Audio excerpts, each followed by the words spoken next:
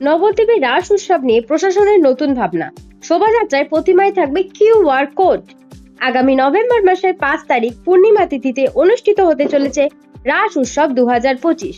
আর এই রাস উৎসবকে সর্বাঙ্গীন সুষ্ঠু ও সুন্দর করে তুলতে বদ্ধপরিকর নবদ্বীপ থানা সহ জেলা পুলিশ প্রশাসন।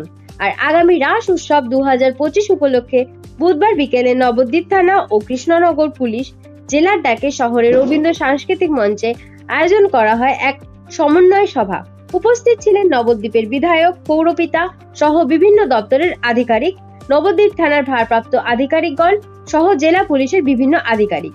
সেখানেই সকলে আসন্ন রাস উৎসবকে সর্বাঙ্গীন সুন্দর করে তুলে নিজেদের মতামত প্রদান করেন।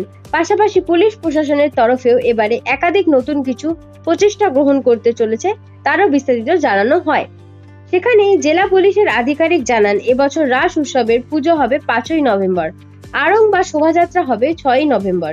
আর এই শোভাযাত্রায় কেবল শোভাযাত্রায় অনুমতি প্রাপ্ত পূজা কমিটিকেই অংশগ্রহণ করার জন্য আবেদন জানানো হয়। পাশাপাশি এও বলা হয়, এবছরের শোভাযাত্রায় অনুমতিপ্রাপ্ত সকল প্রতিমাকে দেওয়া হবে একটি করে কিউআর কোড, যাতে বোঝা যায় কোন প্রতিমার রুট কোনটি। এছাড়াও প্রতি ১০০ মিটার অন্তর একটি করে পুলিশ সহায়তা ক্যাম্প করার পরিকল্পনা রয়েছে, সেখানেও থাকবে নানা সুবিধা। পাশাপাশি প্রতিটি পূজা কমিটিকে ৫ জন করে স্বেচ্ছাসেবক দেবার কথাও জানানো হয়, যারা ওই দিন পুলিশ প্রশাসনের দেওয়া বৈধ পরিচয়পত্র ও পোশাক পরে প্রশাসনের সাথে কাজে সহায়তা করবে। এছাড়াও পুজোর অনুমতির জন্য নবদ্বীপ পৌরসভার সিঙ্গেল উইন্ডোর ব্যবস্থাও থাকবে।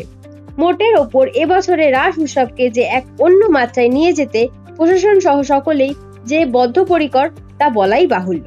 ব্যুরো রিপোর্ট, সময় 24x7।